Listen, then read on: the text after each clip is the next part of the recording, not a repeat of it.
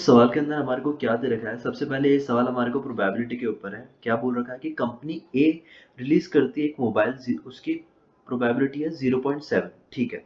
तो यहाँ पे मैं लिख लेता हूँ कि कंपनी ए किसी फ़ोन को रिलीज़ करती है, उसकी प्रोबेबिलिटी हमारे पास कितनी दे रखी है? 0.7, ठीक है।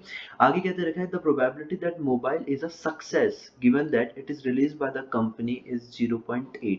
यानी कि जब कंपनी ए रिलीज़ करती है और उसके सक्सेस होने की जो प्रोबेबिलिटी हमारे को गिवन है, वो है 0.8। मैं यहाँ पे लिख लेता हूँ एस का मतलब सक्सेस और ये ए, ठीक है। तो सक्सेस तब जब हमारी ए रिलीज करेगी और उसकी प्रोबेबिलिटी दे रखी है 0.8।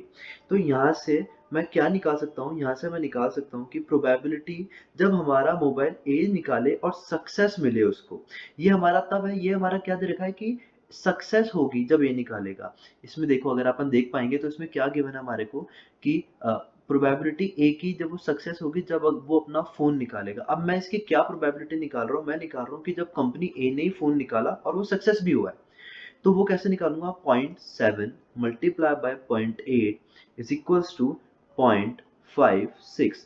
तो ये क्या है हमारे पास? ये है जब कंपनी ए ने ही इसको निकाला है और कंपनी ए की सक्सेस हुई है, ठीक है?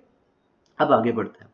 आगे क्या दे रखा है हमारे को? Company B the probability that a mobile is a success and released by a company B, यानी कि हमारे को B जब कंपनी B उसको निकालती है और वो सक्सेस भी होती है, उसकी प्रोबेबिलिटी दे रखी है 0.28।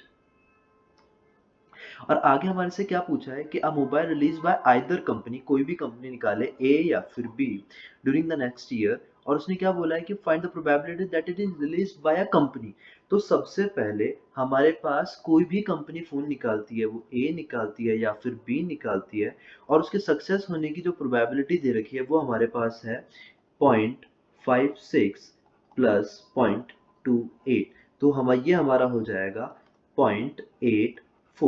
अब हमारे को आगे क्या बोल रखा है कि अगर ये हो गई टोटल सक्सेस, जब ए निकाले या बी निकाले और दोनों को सक्सेस मिले, पर इसने क्या बोला कि that is release by company ए।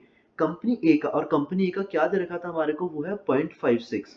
तो ये हो जाएगा टोटल, ये हो जाएगा हमारे पास 0.84 और ये हो जाएगा 0.56।